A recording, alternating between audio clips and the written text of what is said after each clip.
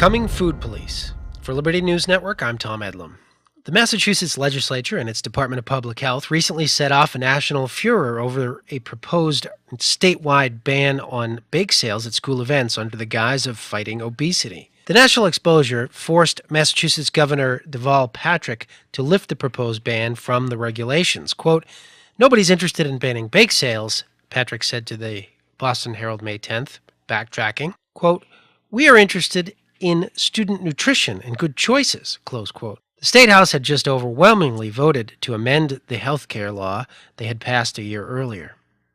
Massachusetts public health bureaucrats were clearly unhappy that the politicians chickened out. Quote, "The school nutrition standards have always been about reducing childhood obesity in Massachusetts and protecting our kids from serious long-term health effects that obesity can cause," Department of Public Health Commissioner John Auerbach said in a defensive statement. At the direction of Governor Patrick, the department will seek to remove these provisions. "We hope to return the focus to how we can work together to make our schools healthy environments in which our children can thrive," close quote. In other words, we'll try again when the public outcry subsides.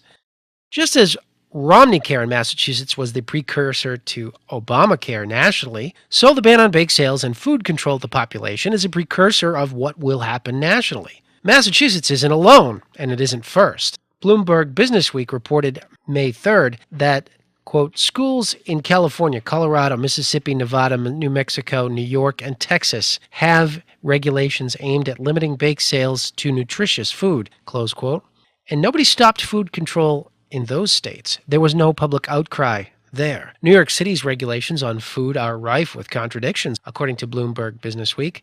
Quote, "Under the rules, Grandma's fresh-from-the-oven banana bread can be declared contraband, while some Kellogg's Pop-Tarts are deemed wholesome," close quote. Back in February, a preschooler at West Hoke Elementary School in North Carolina was told to eat chicken nuggets for lunch by a visiting state health official because the lunch her mother packed, a turkey sandwich, a banana, apple juice, and a bag of potato chips, was deemed not healthy enough. And officials in Maryland have already banned bake sales. Quote, "If a bake sale is going on, it's reported to administration and it's taken care of," Montgomery County, Maryland official Marla Kaplan of the county's Food and Nutrition Services told Bloomberg. Quote, "You can't sell Girl Scout cookies, candy, cakes, any of that stuff," close quote. Have no fear about the lack of uniformity in the nutrition police. National standards and rules are coming, according to Bloomberg, and the excuse will be that it is a necessary control on healthcare costs, which the federal government is now managing under Obamacare.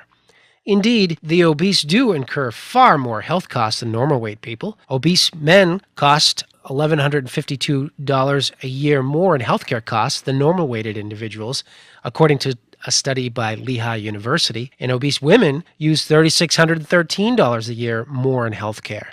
That's a total difference of $190 billion per year in increased cost at current rates of obesity. But current rates are rising, and if trends continue, costs would increase proportionately. The Centers for Disease Control say that overweight and obese people are more likely to contract coronary heart disease, type 2 diabetes, some cancers, high blood pressure, high cholesterol, stroke, liver and gallbladder disease, sleep apnea, and respiratory problems, osteoarthritis, among other problems. MSNBC says that, quote, "The U.S. healthcare reform law of 2010 allows employers to charge obese workers 30 to 50% more in healthcare insurance if they decline to participate in a qualified wellness program," close quote. Of course, employers should charge their obese employees more for health coverage if they cost more from activity that results from their own lifestyle choices. But allowing employers to do this and requiring them to do it are two entirely different things. Eventually, the federal government will require exercise and a proper diet in order to control out-of-control healthcare costs. And the federal government already has a Supreme Court precedent in place to justify their demands, the 1942 case, Wickard versus Filburn. In that case, one of the worst Supreme Court decisions ever, a farmer was charged with violating federal interstate commerce laws for growing feed on his own farm to feed his own livestock. In that case, the federal government ruled that, quote, "It is well established by decisions of this court that the power to regulate commerce includes the power to regulate the prices at which commodities in that commerce are dealt in and practices affecting such prices. And clearly, obesity affects healthcare prices. In the 1930s, the agriculture industry was heavily subsidized by federal payments. It's not unlike both the agriculture and healthcare industries today. In the Wickard versus Filburn case, the court ruled, quote, "It is hardly lack of due process for the government to regulate that which it subsidizes." And it will. The food police are coming, and in some states, they're already here. So are the exercise police. But that may only be the beginning. Fox News Channel personality John Stossel got it right, as he usually does, in his April 25th column. Quote, "When government pays more for your health care, it will inevitably be drawn into regulating your personal life. First, politicians promise to pay. Then, they propose to control you. Where does it stop?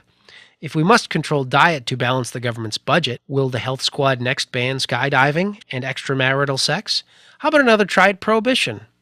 None of this would be necessary if the federal government lived within its constitutional mandate to stick to the 25 or so powers enumerated in Article 1, Section 8 of the U.S. Constitution and stop abusing the Commerce Clause outside of its original intent. Americans have a choice. They can have freedom under the Constitution or a federal government that tells them what to eat and when to exercise. For Liberty News Network, I'm Tom Eddlem.